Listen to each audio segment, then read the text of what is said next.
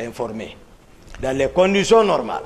Est-ce qu'il n'est pas plus logique de dire que vous interveniez parce que ces éléments dont il est question relevaient de votre entourage direct? Non, non, non, c'est pas ça, maître. Très bien. Ne pensez pas comme ça, c'est pas ça. Très bien, je vais avancer. Ouais. Je vais venir maintenant à la planification des événements du 28 septembre. À partir de quand, à votre connaissance, la planification des massacres du 28 septembre a commencé? De votre expérience, étant donné que vous étiez dans le cercle restreint du pouvoir, à quel moment on peut situer la planification? Ça, c'est pas... Moi, je ne parle pas de planification dans ça. Moi, je parlerai de coïncidence. De coïncidence? Je vais vous expliquer. Oui. Parce que, à ma connaissance, je n'ai pas été informé de ça après l'abbé. Moi, je dormais. Ils sont venus me réveiller.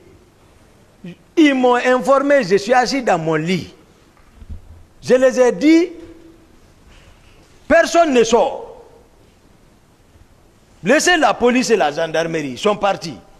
Ils ont rencontré le président, il les a dit de m'appeler. Il m'a appelé. Ça, c'est dans les environs de 9h, 10h. Je me suis préparé, je suis venu à son rencontre. J'ai répondu. Si vous permettez, si vous permettez, oui. Est-ce que, à quel moment vous vous êtes rendu compte que la manifestation serait réprimée? À quel moment? C'est la question que j'ai voulu en fait poser. À quel moment vous vous êtes rendu compte? Quand je suis venu à répondre à l'appel du président. À la rentrée, c'est là-bas. Quand j'ai même fait les mêmes gestes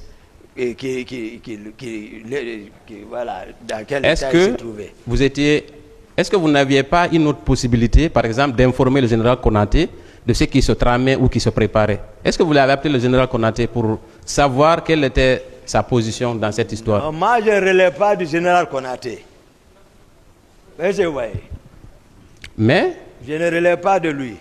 Vous ne relèvez pas de lui, voilà. Mais c'était la deuxième personnalité quand même. Non, non, pas? Non. Moi, si le président, lui, commandant du régiment, je vous ai dit, lui-même, le général Konaté, lui, il n'a rien à voir avec le régiment. Je vous ai dit, le plan B qui s'est préparé, c'est ça.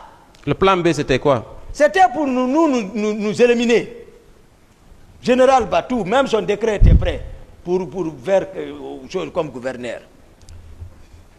Vous avez dit aussi avoir remarqué qu'au camp, il y avait des éléments qui avaient été amenés, qui seraient venus de Kaléa. Est-ce que vous confirmez?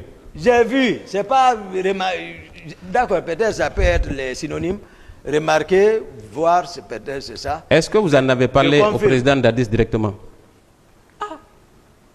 C'est-à-dire, je veux que vous compreniez dans quel contexte nous étions. Il y a ses proches. Même qu'est-ce que toi tu vas parler là-bas qu'il va écouter? Ceux qui ont accès. C'est avec eux qui discutent tout. C'est aussi au vu de tout le monde. S'il les envoie à l'enceinte de la présidente, il est prêt. Moi, je suis venu pour les vider.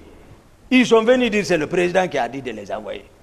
Je vous ai dit la fois dernière, même le commandant de 36, Gire, m'a appelé à 2h du matin pour m'informer de l'appel du président de s'apprêter à recevoir un groupe là-bas. Marcel s'apprêtait également à descendre à Koundara pour rester là-bas comme commandant avec d'autres groupes. Je vous ai expliqué tout ça ici. Est-ce que ces hommes étaient directement sous le commandement du président Moussa Dadis Camara? Oui. Très bien. Et quel est le rôle que Marcel a joué à travers la présence de ces recrues au camp? Quel était son rôle? Est-ce que c'était lui qui coordonnait la présence de ces recrues? Non. Marcel ne coordonnait pas ceci. Ceux qui coordonnent ceci, je vous ai dit, tous ceux qui sont infiltrés, avant même tout de ce matin, avant de prendre la parole, je vous ai donné les noms. J'ai dit par rapport au cas de Kalia, occupez-vous de ceci. Le matin là, j'ai clôturé Kalia par des noms. Marcel, je vous ai dit, moi je n'accuse pas. Ce que l'intéressé n'a pas fait, je ne le dirai pas. Marcel a un groupe. Il peut aussi recevoir l'ordre avec le président là-bas, parce que je les ai laissés là-bas, mais il est sorti avec un groupe. Voilà. C'est lui qui sait. Est-ce que Marcel était présent au moment de la remise des armes aux recrues qui étaient venus au camp? Non, c'est pour encore vous faire, voilà, pour vous montrer, Marcel n'était pas présent. Qui était présent parmi l'entourage du président? Il y a beaucoup de figures dans ça. Mais c'est bon, je pense que c'est l'occasion d'en parler. Non, c'est-à-dire, moi je connais les ordonnateurs, les personnes auxquelles ils relèvent. C'est-à-dire, par exemple, Makambo, par exemple, Georges, par exemple, Théodore. Mais qui est Georges? Où il est actuellement? C'est un gendarme, c'est un colonel, certainement il doit être à l'intérieur du pays. Oui, certainement il sert là-bas. Mais il n'a qu'à venir passer ça. Théodore doit être à l'état-major ici, je crois, de la gendarmerie. Il n'a qu'à répondre. C'est les ordonnateurs, ça. Marcel, je vous ai dit depuis, j'ai dit Kaléa, même Pivi, Marcel, j'ai dit non. J'ai été clair par rapport à ça.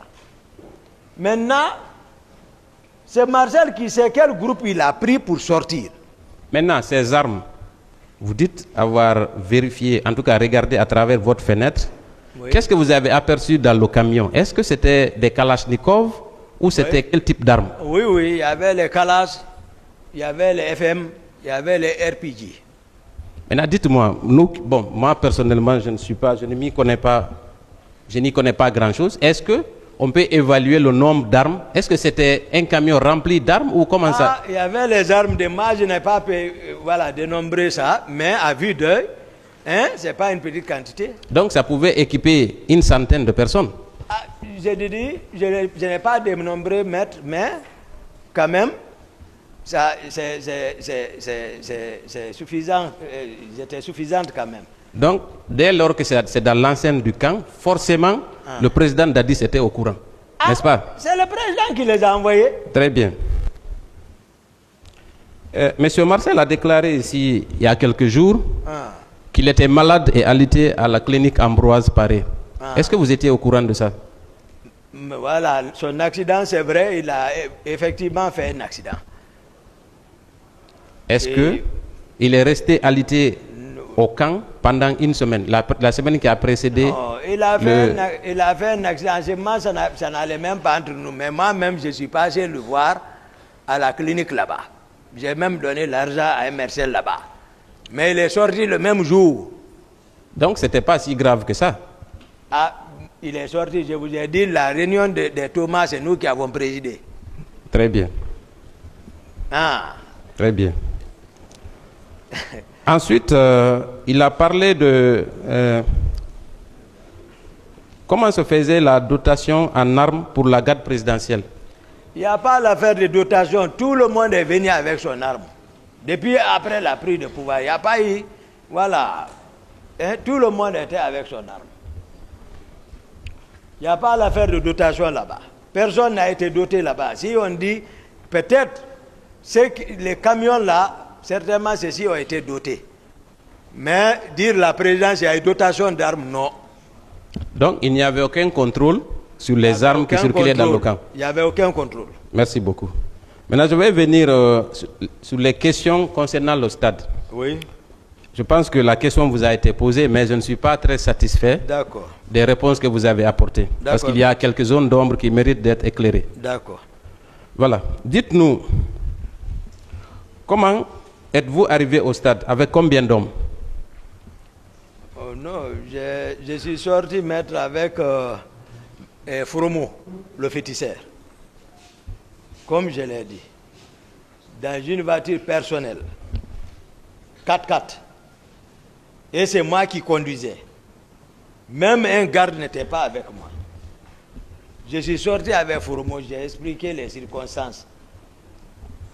J'ai compris les circonstances. Maintenant, est-ce que quand vous êtes arrivé sur l'esplanade du stade, est-ce que vous n'avez pas contacté un chef hiérarchique ou en tout cas